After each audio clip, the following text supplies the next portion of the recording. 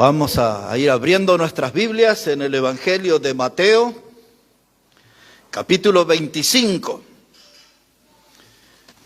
Evangelio de Mateo, el capítulo 25.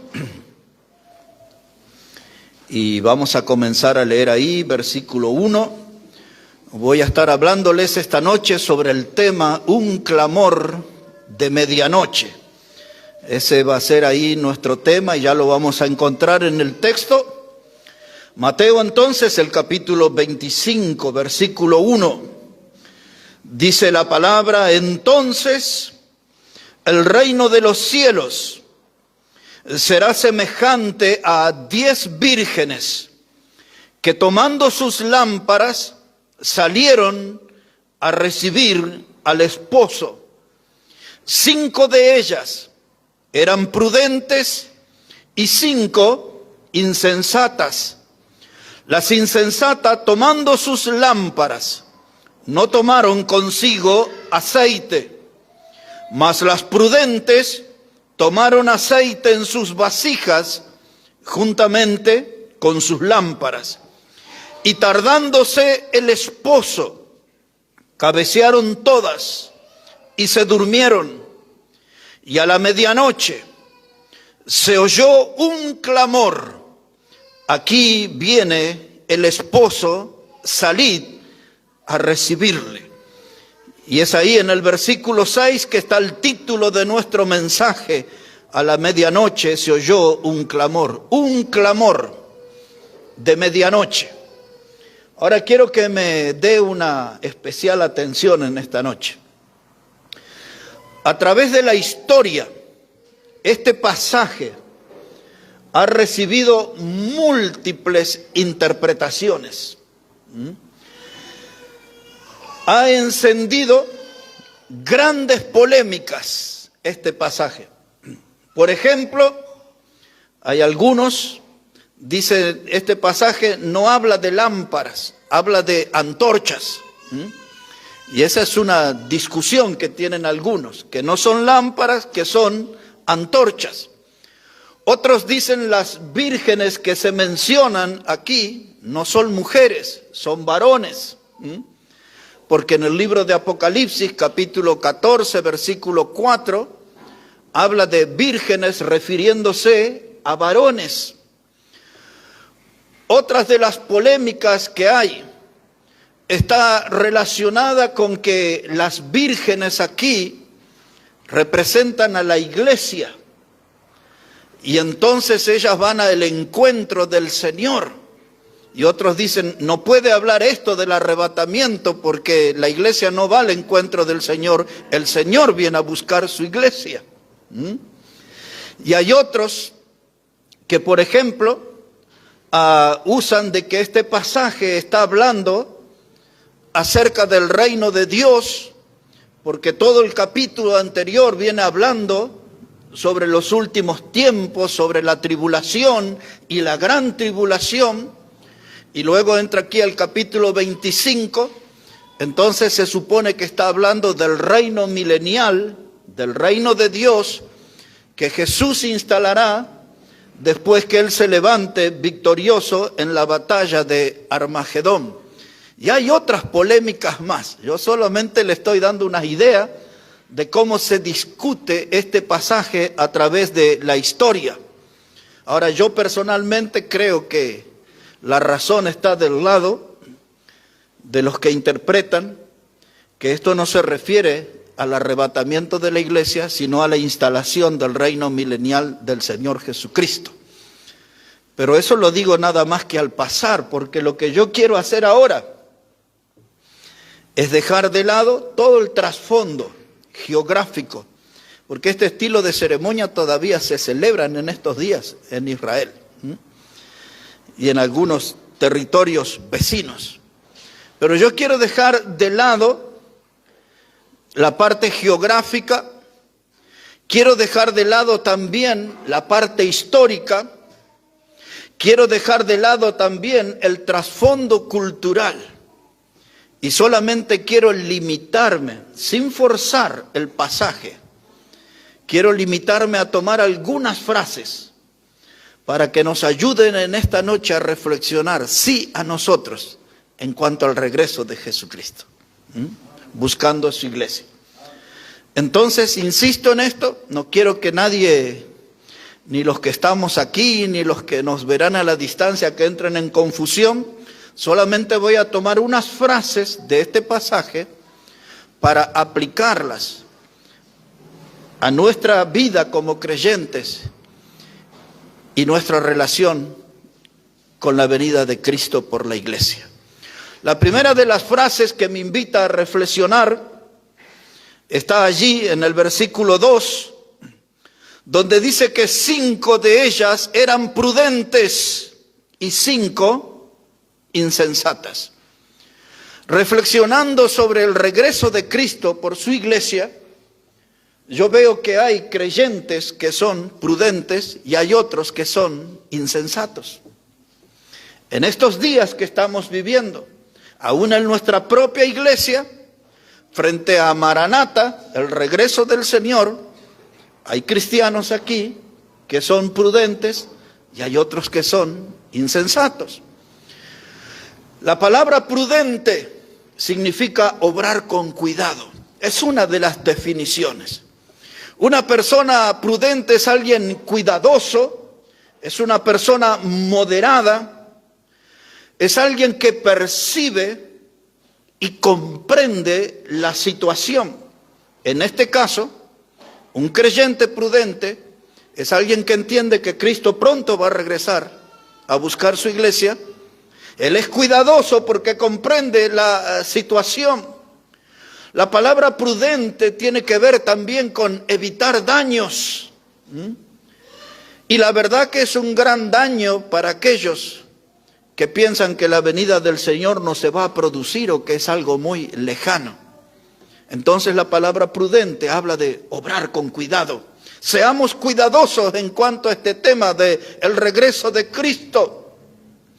Y si damos una mirada al otro término, al término insensato, la Biblia usa esa palabra para referirse a alguien falto de entendimiento. Y en la iglesia del Señor hay mucha gente que no comprende, no entiende de que Cristo viene y viene pronto. Y entonces hay gente que es insensata.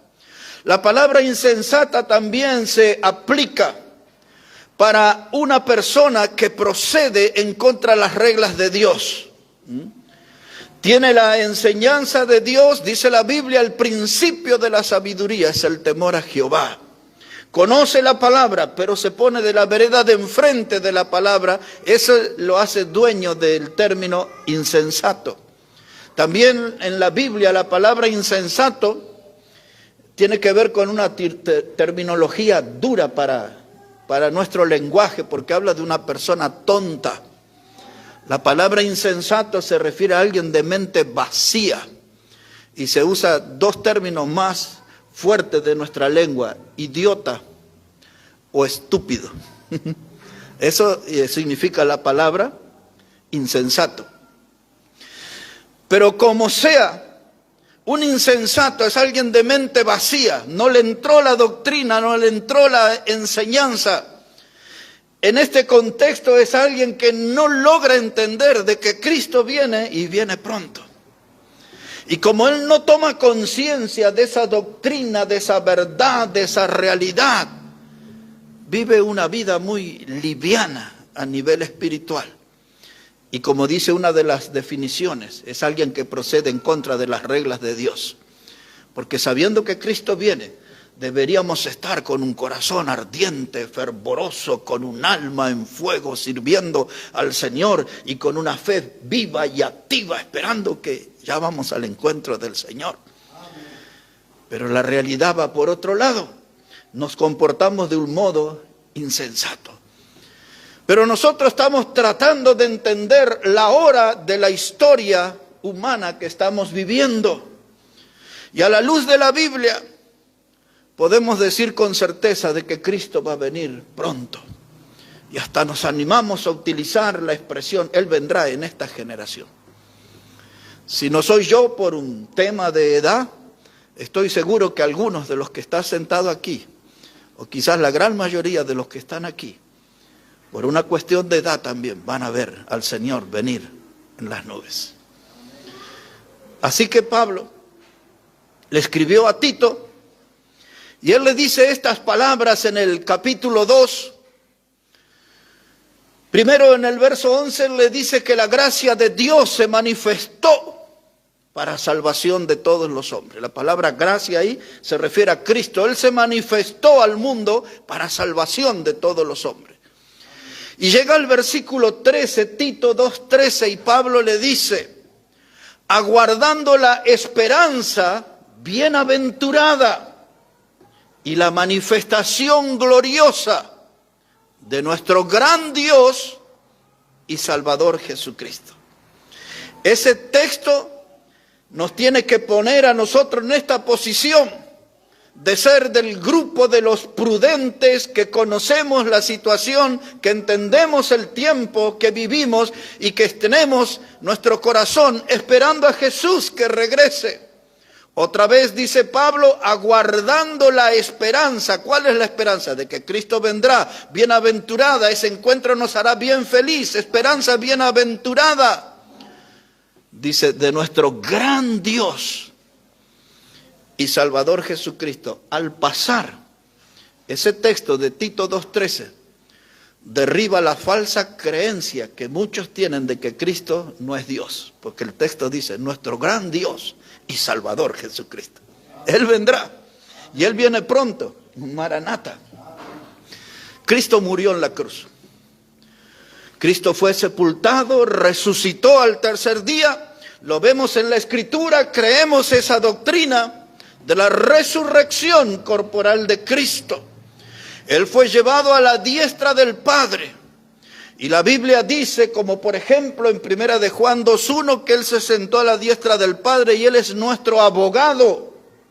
Él está intercediendo por nosotros. Ese es el ministerio actual. Intercede por nosotros delante de Dios. Pero antes de irse a ocupar ese lugar a la diestra del Padre, Él hizo promesas de que iba a regresar. Una de las que más habita en nuestra memoria es cuando en el Evangelio de Juan capítulo 14, versículo 3, Él venía hablando, en la casa de mi Padre muchas moradas hay, voy pues a preparar lugar para vosotros. Y dice el verso 3, y si me fuere, vendré otra vez y me tomaré a mí mismo. ¿Por qué usa esa frase? Me tomaré a mí mismo. Porque nosotros, los salvos, la iglesia, somos el cuerpo de Cristo. Por eso Él dice, vendré y me tomaré a mí mismo, a la iglesia. Y esa no es la única vez, pero solo para recordar, Él ha hecho promesas de que iba a regresar. Por lo tanto, si ustedes y yo deberíamos cada día de nuestra vida vivir con esa expectativa de que Cristo viene y viene pronto. No dejarnos superar de la expectativa. El hilo ha subido, ya no encontramos buenos precios. La tela es importada, el dólar subió, estamos preocupados por eso. Nos preocupamos por la posibilidad de que nos puede faltar trabajo. Nos preocupamos porque nuestra economía se puede desequilibrar. Y ese tipo de cosas distrae nuestra mente. Y perdemos la expectativa de que tenemos que sostener que Cristo viene y viene pronto. Tenemos que vivir con ese pensamiento dominándonos, porque los insensatos no tienen ninguna seguridad. Los insensatos no tienen un conocimiento cabal acerca de que Cristo vendrá. Pero ustedes y yo que leemos la Biblia sabemos que Cristo viene y viene pronto. Un insensato es un representante de una religión vacía. El insensato es el practicante de una religión hueca, de una religión fingida, de una religión que no tiene un fuego real. Todo en su vida es fuego artificial. Y usted ve en festividades, en algunas de la colectividad, o si no aquí, más al final del año, en la Navidad y el Año Nuevo, Cuando se ven los cielos con esos fuegos artificiales que hacen ruido y luego se vuelven cenizas al caer y todo lo que queda es un mal olor. Esa es la religión de los insensatos. Un fuego artificial. No es un fuego verdadero, no es un fuego purificador. Entonces, lo primero que este pasaje me invita a reflexionar, trasladándolo mi pensamiento a que Cristo viene, es que yo tengo que estar definido en esta noche si soy parte del grupo de los prudentes o de los insensatos. La segunda reflexión que quiero traer en esta noche está en la frase que encontramos en el versículo 5. Observe cómo dice Mateo 25, versículo 5. Dice la palabra: y tardándose el esposo, cabecearon todas y se durmieron. Y quiero que ponga atención a esa frase, porque esta noche estoy tomando frases de este pasaje que nos ayuden a reflexionar sobre la venida de Cristo y la postura del creyente. Ya vimos algunos prudentes, otros insensatos. Ahora había aquí un rumor como que el esposo iba a tardar en venir. Y de pronto ese grupo de personas, 10, cabecearon y se durmieron. Y cuando nosotros, hermanos, miramos, el mundo avanza sobre la iglesia local. Y el mundo se mete en nuestra propia congregación. ¿Y qué es lo que el mundo hace? Trae contaminación y putrefacción. Hay creyentes que espiritualmente no huelen bien porque están afectados por la corriente del mundo. Su vida tiene mucha mundanalidad, poca espiritualidad. Y uno aquí y otro más allá, y la iglesia comienza a contaminarse, la salud espiritual empieza a deteriorarse. La iglesia se vuelve débil, frágil, y muchos empiezan a abandonar la batalla, dejando la obra del Señor vacía. Y cuando usted empieza a ver eso, usted ve cómo el mundo se va metiendo y empieza a gobernar los corazones. Un creyente se descuida, falta una reunión, 2 reuniones, no lee la Biblia un día, 2 días, 3 días, toda la semana. Está con una semana pobre de oración. No habló con nadie de Cristo, estuvo más preocupado en otros temas. Y entonces uno ve que la iglesia empieza a cabecear lentamente y se empieza a dormir. Y el sueño espiritual es la antesala de la muerte. Porque primero viene el sueño y después la ruina que habla la Biblia para referirse a la muerte. Estoy yendo despacio en esta noche porque quiero que todos comprendan lo que estamos planteando. Esto de que empiezan a cabecear y luego pasan a la otra etapa más grave. Se duermen. Y no importa en qué lugar. Quizás ustedes tengan testimonio para contar de alguno que se durmió ahí en la máquina de coser. Cuando miran el colectivo, la gente se duerme en el colectivo. Los pasajeros se cabecean ahí porque se duermen. Algunos van a la universidad y la gente se duerme en la universidad. Y hay algunos que les gusta venir y dormirse en la iglesia. Acá también cabecean y se duermen. Y esta es la situación espiritual de la iglesia del Señor. Empiezan a cabecear, alguien mira ahí con cierta atracción como cabecea y dice, yo también me sumo, y terminan todos dormidos. Parece aquella historia de la rana que es puesta en agua fría y ponen esa olla al fuego y luego encienden el fuego y esa agua empieza a volverse tibia hasta que queda caliente y la rana se cocina lentamente y se muere sin darse cuenta. Porque se fue adaptando a las diferentes etapas, al agua fría, al agua tibia, al agua caliente y ya no puede salir de esa trampa. Y así nos pasa a nosotros como iglesia. El diablo nos empieza a cocinar a fuego lento. Un día no leemos la Biblia, un día no venimos a una reunión, un día dejamos de orar, un día dejamos de tener comunión con los hermanos, empezamos a cabecear, nuestra vida espiritual entra en crisis y no reaccionamos frente a la crisis hasta que terminamos dormidos completamente. Esta es la realidad de la iglesia de Cristo en los días que vivimos. No obstante, Cristo viene y viene pronto. El esposo vendrá para buscar a su esposa, la iglesia que él compró con su sangre. El diablo es un experto de anestesiar a los insensatos, a los practicantes de una religión vacía. Solo tienen religión, no tienen nada de salvación.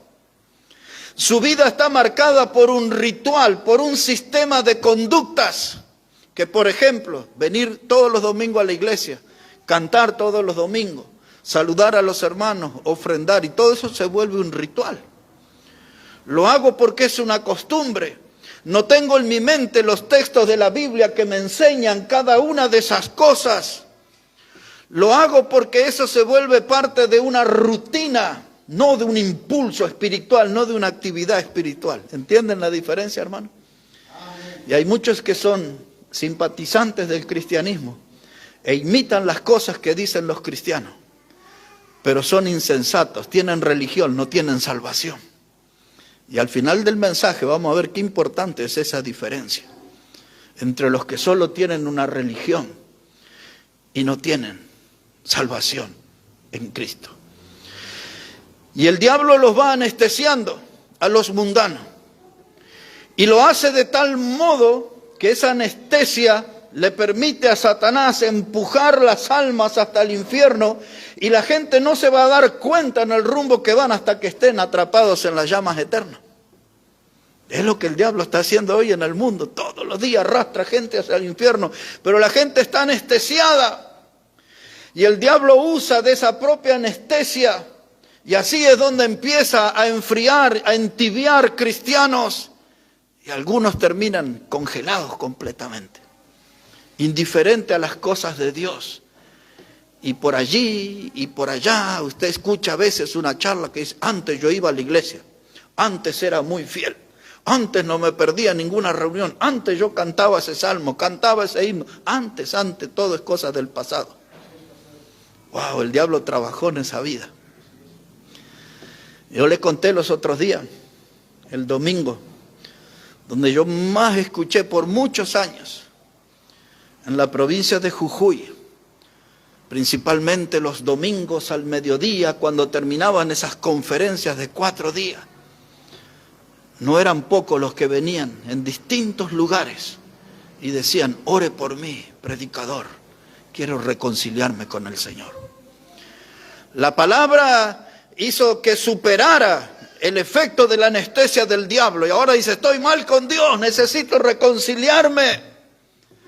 Pero a veces cuando llegamos a ese punto de reconciliarnos con Dios, lo logramos y nos ponemos bien, pero descubrimos que nuestra vida se ha ido desangrando. Tantas heridas nos ocasionó el diablo que eran evitables totalmente si nos manteníamos bien en comunión con el Señor. Pero el diablo nos va lastimando de a poco. Y entonces Pablo le escribe a los filipenses, y él les dice en el capítulo 3 y en el versículo 20, dice que nosotros somos ciudadanos del cielo, de donde también esperamos al Salvador. Y ese pasaje es una fuente de motivación, porque nos recuerda 2 hechos importantes. Uno, que ya no somos de este mundo, ahora somos ciudadanos del cielo porque Cristo nos salvó. Amén. Y la segunda fuente de motivación de ese pasaje es que nos recuerda al decirnos: ciudadanos del cielo, de donde también esperamos al Salvador. Amén. Nuestra esperanza está puesta arriba en el regreso de Cristo. Amén. Y en un encuentro por toda la eternidad, como enseña la palabra de Dios. Colosenses 3:1 dice que nosotros tenemos que poner nuestra mirada en las cosas de arriba. Pero el diablo se empecina en que nuestra cabeza y nuestra mirada esté hacia abajo, en lo que es temporal, en lo que es terrenal, en lo que es material. El diablo quiere ponernos entretenidos en esas cosas temporales, materiales, terrenales. Pero dice Colosenses 3:1 que tenemos que poner nuestra mirada en las cosas de arriba. Salomón lo explicaba en Eclesiastés: no hay nada nuevo y no hay nada bueno, también decía él, debajo del sol. Las cosas importantes para nuestra alma están más allá del sol. Jesús lo decía en estas palabras. Dice: donde está tu tesoro, allí estará también tu corazón. Y agregaba, Mateo 6, no hagáis tesoros en la tierra, donde la polilla y el orín corrompe, haced tesoros en los cielos. Y hermanos, el diablo nos quiere enredar, y el diablo quiere que echemos raíces en este mundo, pero la Biblia dice que nosotros somos ciudadanos del cielo, por la gracia de Dios, por la salvación en Cristo. No podemos caer en esa trampa del diablo, y no podemos caer en tal estado de confusión. Cristo viene, y hay algunos que están cabeceando, y hay otros que están durmiendo, cuando deberíamos estar en estado de alerta, participando en la vida de la iglesia, poniendo el hombro en la obra de Dios, siendo activistas en la obra del Señor, protagonistas en la obra del Señor.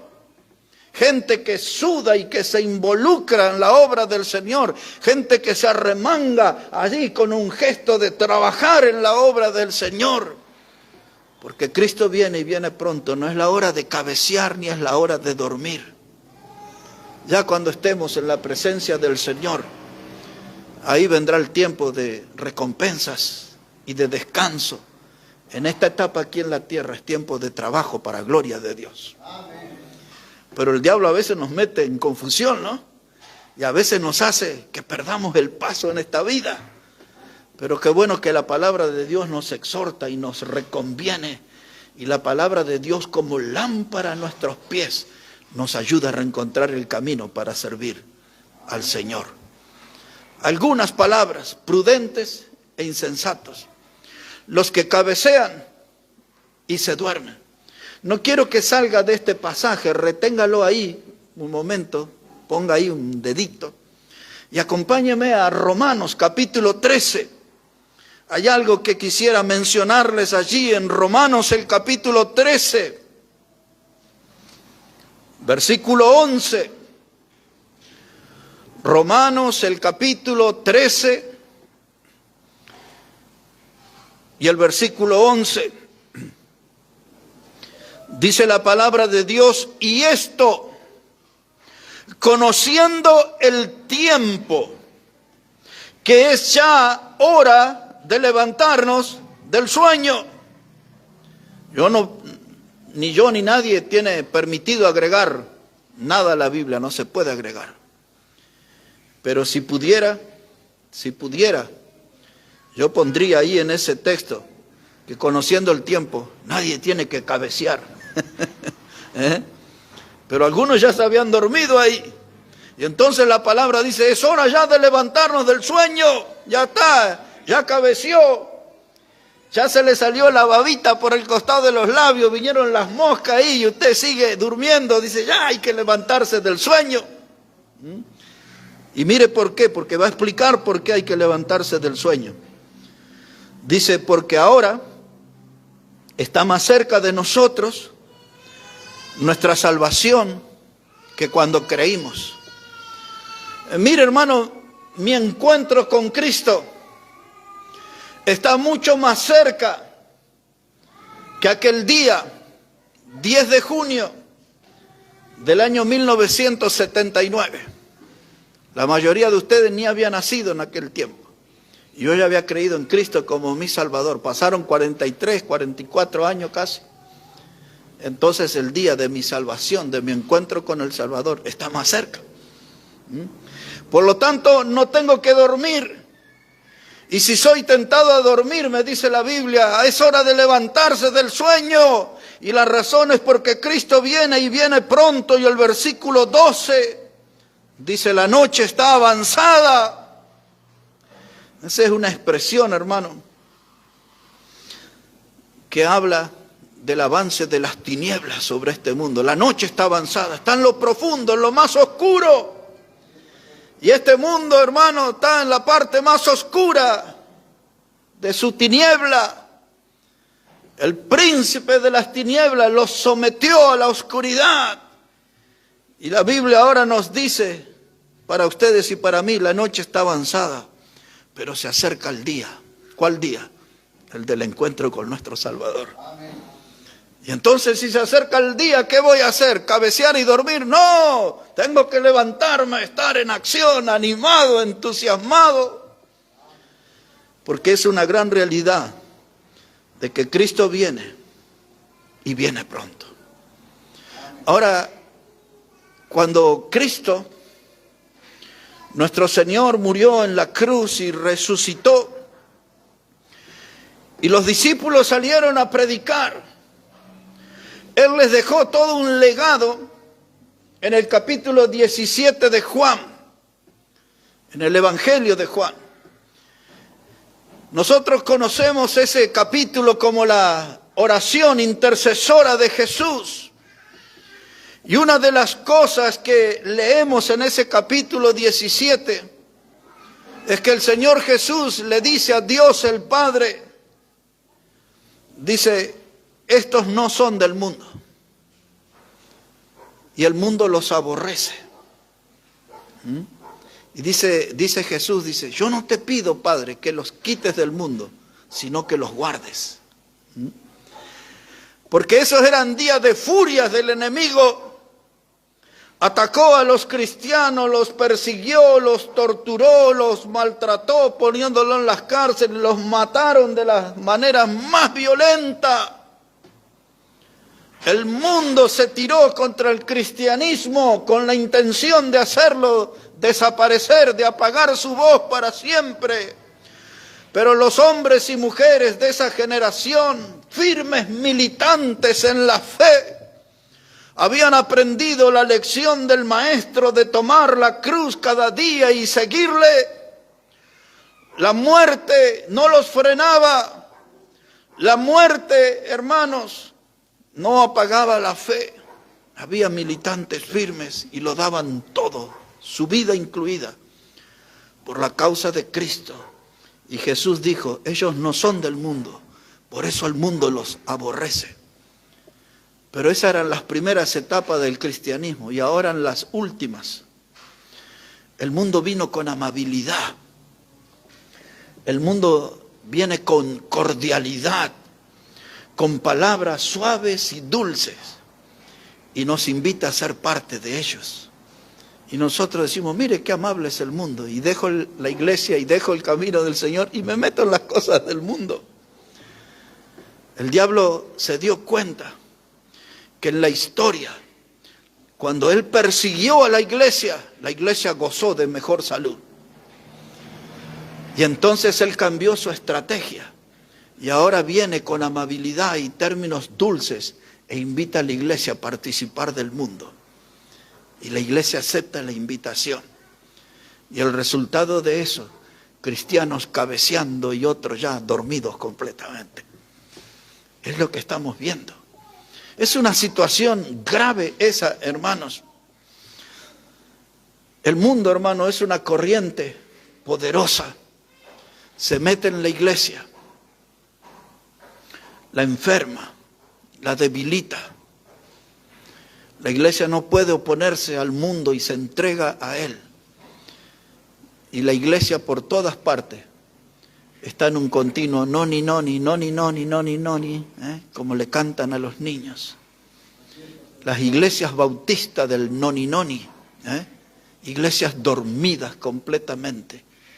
Pero hoy tenemos aquí este mensaje para que nos mantenga alertas, despiertos. No podemos cabecear.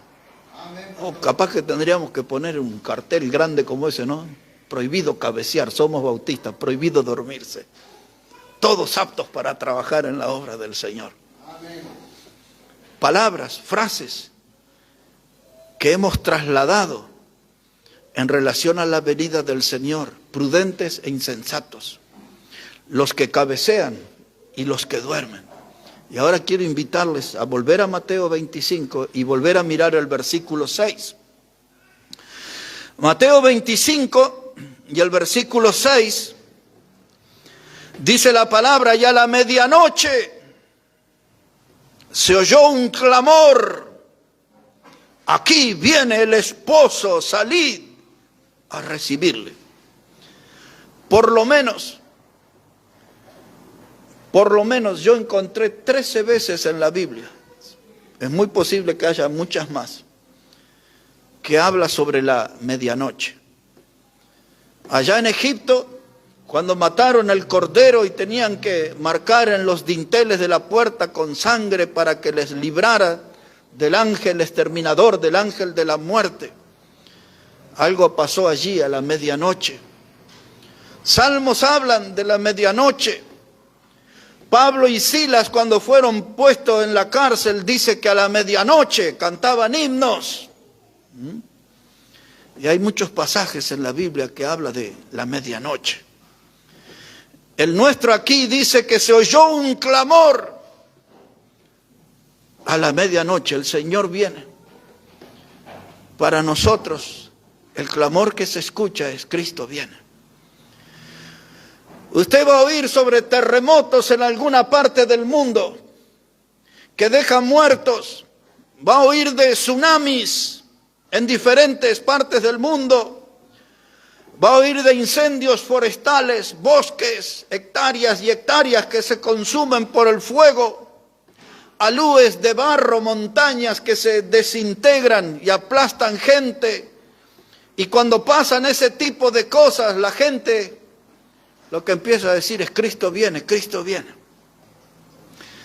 Se han escuchado en diferentes regiones, aquí en la Argentina, en Jujuy, en Bolivia, en Chile y en países más lejanos, se han oído sonidos de trompetas y los científicos tratan de explicar, pero parece ser que eso tiene que ver con un fenómeno del mar y que repercute. Y no es importante la explicación, lo importante es que cuando suceden esas cosas, la gente dice: Cristo viene, ahí está, mire. Hasta algunos han visto figuras como de una persona en el cielo, en las nubes, y dice: ahí está, Cristo viene. En el puente de su barrio un cartel que dice: Cristo viene. Un folleto que encuentra: Cristo viene. En los árboles tallados: Cristo viene. En los púlpitos, gracias a Dios, que en algunos púlpitos todavía hay varones que se paran y dicen: Cristo viene. Cristo viene. Dice: se oye un clamor. De eso les estoy hablando, de ese clamor de gente en distintas circunstancias. ¿Se acuerdan de que Cristo viene? Cristo viene. Un clamor a la medianoche. La medianoche es cuando se llega al final del día, al final de un tiempo, de una etapa. Hoy a las 23:59 se empieza a terminar este día. Creo que es 8 de julio hoy, ¿no? Creo, no estoy tan seguro. Pero a la medianoche se termina ese día y va a empezar el 9. Fecha patria, un nuevo día. A la medianoche significa que habla de un instante final, de algo que está por terminar. Y hay una etapa que se está por terminar en este mundo y se va a inaugurar otra. La etapa que se termina es la etapa de la gracia, porque Cristo viene y se lleva a su iglesia. Se termina esa etapa. Un clamor de medianoche. Y el mundo padecerá su tribulación y su gran tribulación. Y los que se queden tendrán que soportar la bota del último emperador romano, del último César del Imperio Romano, del Anticristo. La criatura inspirada por el diablo para pisotear a este mundo y perseguir, matar por decapitación a los que se resistan a tener el símbolo que los identifica con Él. Los que no acepten el 666, 36, en su frente o en su mano, serán muertos en los días de este dictador. Y la Biblia enseña que Él se sentará en el templo de Dios y se hará pasar por Dios. Serán días terribles. Y esa hora se acerca, cuando termine la medianoche y empiece esa nueva etapa de tribulación. Y nosotros ya no hemos ido con el Señor. El esposo viene. El esposo viene, se oyó un gran clamor. Y yo quisiera decirles, hermanos, en esta noche, que nosotros tendríamos que levantar, que ayudar a levantar el volumen de ese clamor y gritarle a este mundo: Cristo viene y viene pronto. Que la iglesia Maranata le haga honor a su nombre, a Maranata, que quiere decir Cristo viene y viene pronto. Porque eso significa que estamos advirtiendo a este mundo del peligro de estar sin Cristo. Y se van a sumergir en las llamas eternas del infierno. La voz del regreso. Esas vírgenes que se habló ahí eran dueñas de lámparas sin aceite. Ustedes y yo sabemos que tenemos muchos pasajes en la Escritura que el aceite es una relación directa, una conexión directa con el Espíritu Santo de Dios.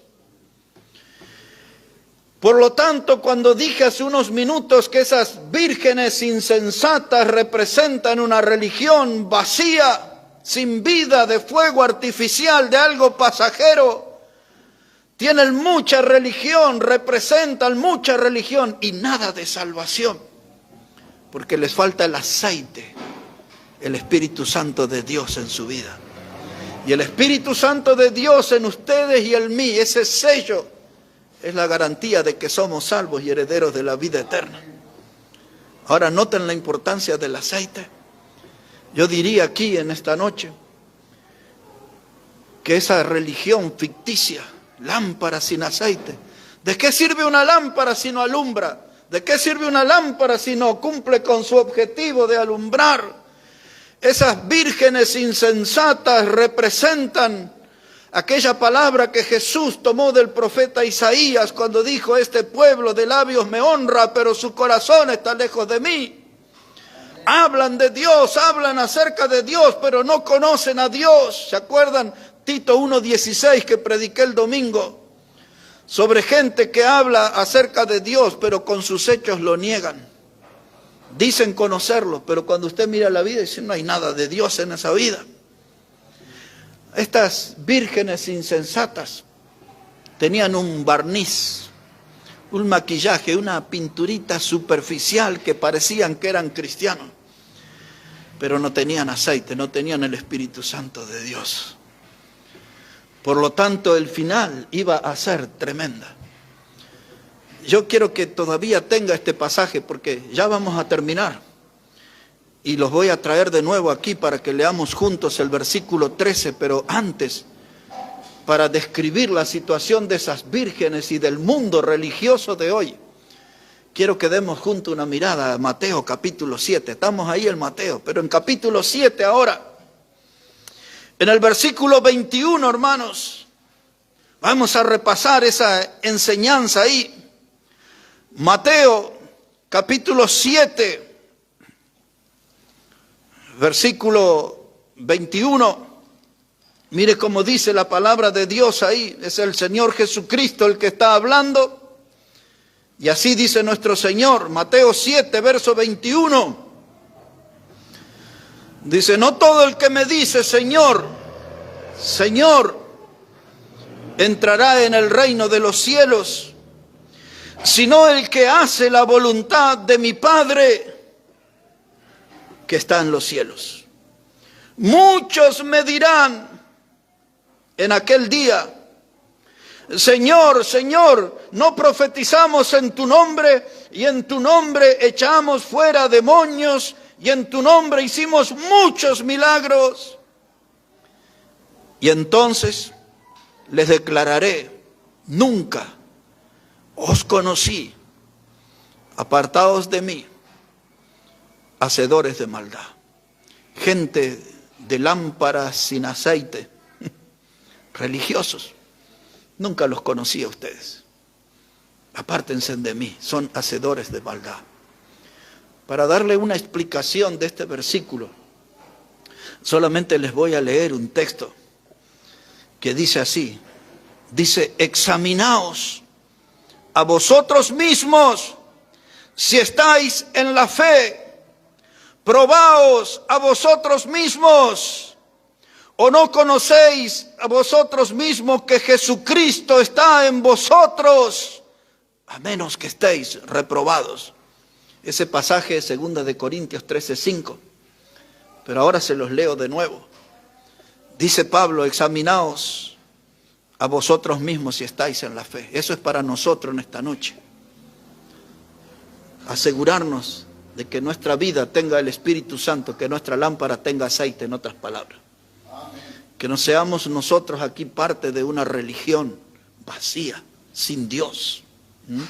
Dice Pablo, examinaos vosotros si estáis en la fe.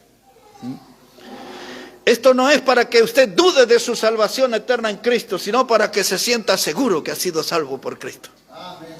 Y entonces dice Pablo, examinaos si estáis en la fe, dice, y probaos a vosotros mismos. No hay otra persona que le va a decir, usted es salvo, es un elegido, escogido. No, usted mismo sabe si hay aceite en su lámpara. Si está el Espíritu Santo de Dios como garantía de que es salvo. Y dice, y probaos, dice, o no conocéis a vosotros mismos que Jesucristo está en vosotros. Dice, a menos que estéis reprobados. Usé esa palabra en el sermón del domingo. Reprobado significa dado por malo. Algo que se desecha, se deja a un costado. Pero si usted tiene a Cristo, usted es salvo. Pero si no tiene a Cristo, es una lámpara sin aceite, está reprobado.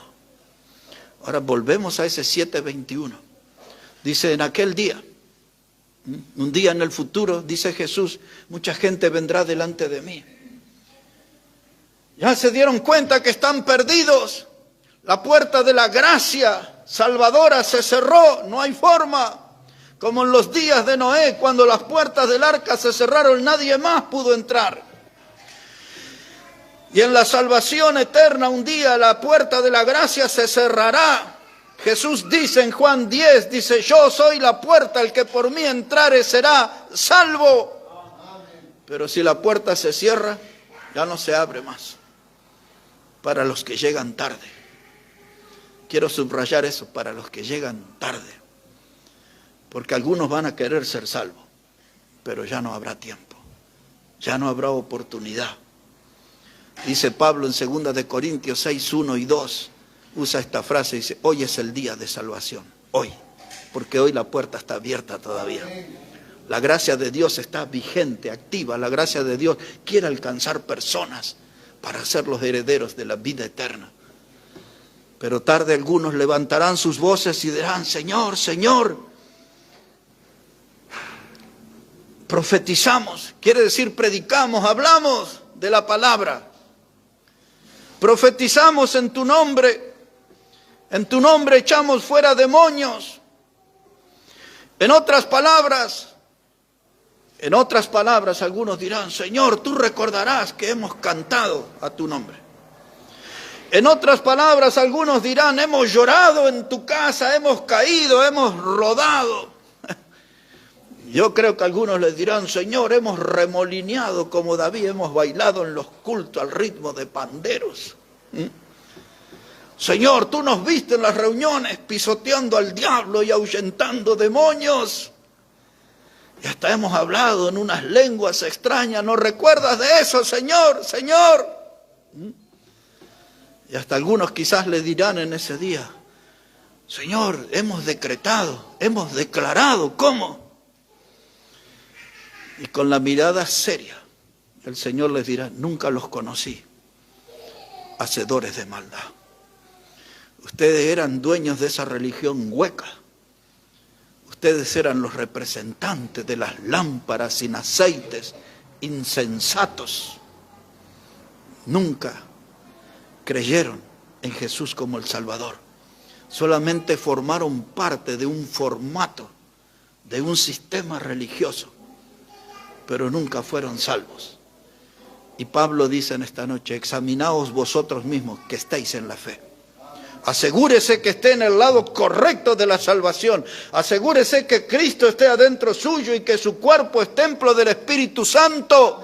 Tiene el aceite de Dios adentro suyo. Asegúrese eso en esta noche.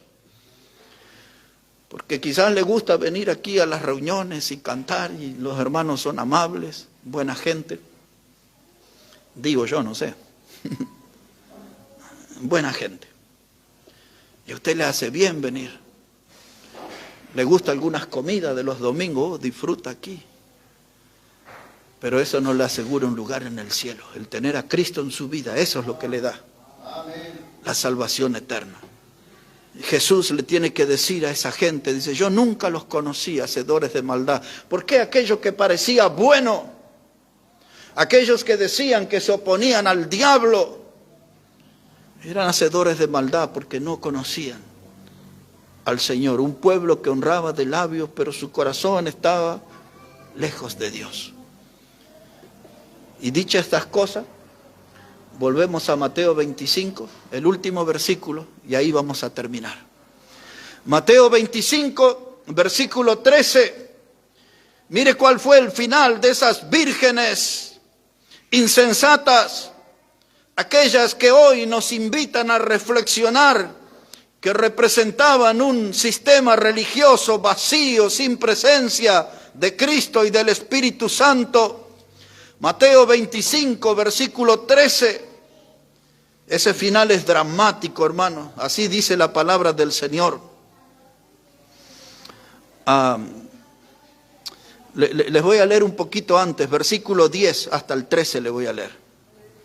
Versículo 10 dice, pero mientras ellas iban a comprar, vino el esposo y las que estaban preparadas entraron con él a las bodas. ¿Y qué pasó? Se cerró la puerta. Ahora aquellas 5 imprudentes se dieron cuenta que tenían religión y no tenían salvación. Y dicen, denme un poco de aceite, vamos a salir a comprar, vamos a salir a buscar la salvación. Y mientras estaban en esa búsqueda y tratan de regresar para encontrarse con el esposo, con el Salvador, la puerta estaba cerrada. Cuando la puerta del arca se cerró, nadie la abrió. Y cuando la puerta de la salvación se cierra, no hay gritos, ni lloros, ni lamentos que puedan abrir esa puerta. Salieron tarde a buscar salvación. ¿Cuántos? Tantísimos. Me han dicho, ya cuando sea viejo yo voy a creer en el Señor. Ya cuando me jubile voy a empezar a ir a la iglesia y a agarrar una Biblia y a empezar a buscar a Dios en mis días de jubilación. ¿Cuánta gente posterga la decisión? Dice, buen mensaje, pero déjemelo meditar, déjemelo pensar. Y todos sabemos que nadie es dueño del segundo que sigue. Y cuando quieren reaccionar o buscar es tarde porque la puerta está cerrada. Y un día buscarán el celular del predicador y dice, pero el predicador ya se fue al cielo, ya, ¿quién me va a hablar de la salvación? La gracia se terminó en esa etapa, la puerta está cerrada. Y ahora mire cómo sigue aquí versículo 11. Dice, y después vinieron también las otras vírgenes diciendo, Señor, Señor, ábrenos. Mas él respondiendo dijo, de cierto os digo que no os conozco. Velad pues, porque no sabéis el día ni la hora en que el Hijo del Hombre ha de venir. Versículo 12, dice el Señor, de cierto os digo, no os conozco. Es lo mismo de Mateo 7, apartados de mí, nunca os conocí, hacedores de maldad. No les conozco. Pero esos de Mateo 7 dicen, en tu nombre profetizamos, predicamos tu palabra, echamos fuera demonios, hicimos milagros, nunca los conocí. Y hermanos, la primera reflexión, prudentes e insensatos. La segunda reflexión en esta noche, los que cabecean y se duermen. La tercera reflexión en esta noche, se oye un clamor a la medianoche. Y la última reflexión está en el versículo 13, donde Jesús dice, velad pues, porque no sabéis el día ni la hora en que el Hijo del Hombre ha de venir. Y trayendo ese texto, después de haber explicado todo eso al comienzo, ese texto me invita a pensar en esta noche, que hoy puede ser el día de que Cristo venga. Porque cuando Él venga a instalar su reino, tendrán que cumplirse todas esas cosas que Él habla en el capítulo 24 de Mateo. Que vendrían falsos profetas y que se levantaría nación contra nación y que habría guerra y rumores de guerra y peste y hambre y terremoto. Después de todas esas cosas, Él va a instalar su reino. Pero en esta noche no hay ninguna profecía por cumplirse. Él puede venir en esta noche. Y yo tomo de este pasaje y lo traigo a nuestro tema. Esa frase que nos dice, nadie sabe el día ni la hora. Hoy puede ser el día del Señor. Por lo tanto, tenemos que estar en alerta. No es tiempo de tener un comportamiento de insensato, no es tiempo de andar cabeceando y durmiendo.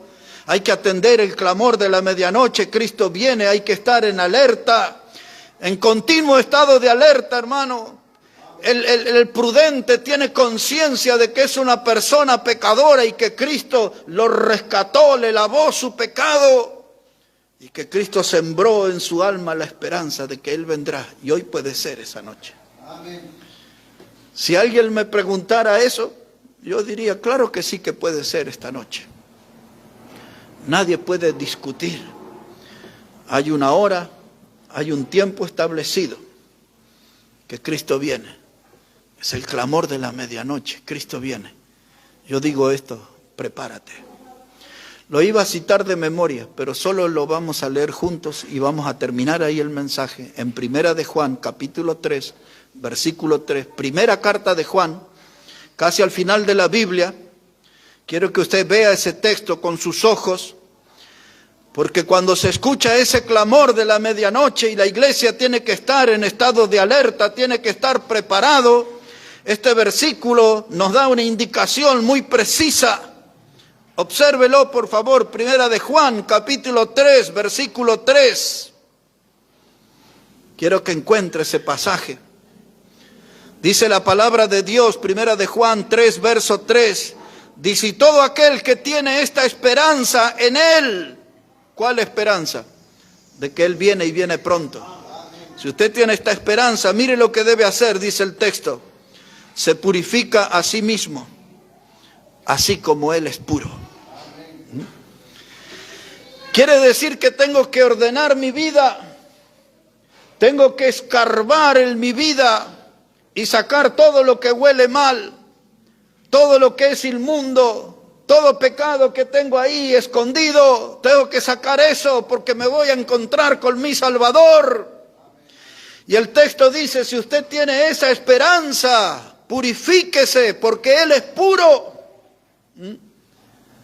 Y tiene que ser el encuentro de dos personas puras. El pecador arrepentido en pureza delante de su Salvador que es puro. Tengo esa esperanza de que Cristo viene. Tengo que purificarme, dice la Biblia, porque Él es puro. No puedo desentonar en ese encuentro. No puedo estar delante de mi Salvador atrapado en la inmundicia. Tengo que estar limpio. Y cuando hablamos de que Cristo viene, pues a eso apunta la Escritura, de que tenemos que estar bien con Dios. Cuando Pablo le escribió a los tesalonicenses la primera carta, capítulo 4, en el verso 13, les empieza a hablar en cuanto a dice, para que no seas como los del mundo que no tienen esperanza, porque si Jesús murió y resucitó, traerá Dios con Jesús a los que durmieron en él. Y empieza a hablar todo aquello, que él vendrá con voz de mando de arcángel, con trompeta de Dios. Y llega al verso 18 y dice, animaos unos a otros con estas palabras. ¿Qué palabra? Maranata, Cristo viene y viene pronto. Esto no es para salir desinflado, desanimado de la iglesia, es para salir animado. Que Cristo viene es un hecho real, es plenamente cierto. Hay aceite en mi lámpara, hay presencia del Espíritu Santo de Dios en mi vida, hay actividad espiritual en mi vida. Porque si ando tropezando, si algo no está bien, si ando comportándome como un equilibrista del circo, caminando en la cuerda floja, tengo que ponerme bien en esta noche, purificarme porque Él es puro. Cristo viene, viene pronto, tengo que estar bien en esta noche. Porque este mensaje que nos recuerda su regreso, qué grave que muchos predicadores ya no creen en esto y otros tantísimos ya no predican este tema. Pero nosotros lo estamos poniendo en esta noche, porque Pablo dice, animaos los unos a los otros con estas palabras. Amén. ¿Qué palabra? Cristo viene, y viene pronto, y puede ser en esta misma noche. El hermano Omar va a venir aquí ahora para guiarnos en una alabanza, y nos ponemos todos de pie, y hoy es una buena oportunidad para ponernos bien con el Señor. Afuera hace frío, pero nuestra alma puede estar ardiente, fervorosa, porque hoy nuestros corazones están animados, porque la Biblia nos recordó de que Cristo viene, y viene pronto. Se oye ese clamor de la medianoche, que todos podamos escuchar. Nos ponemos de pie, hermanos, por favor.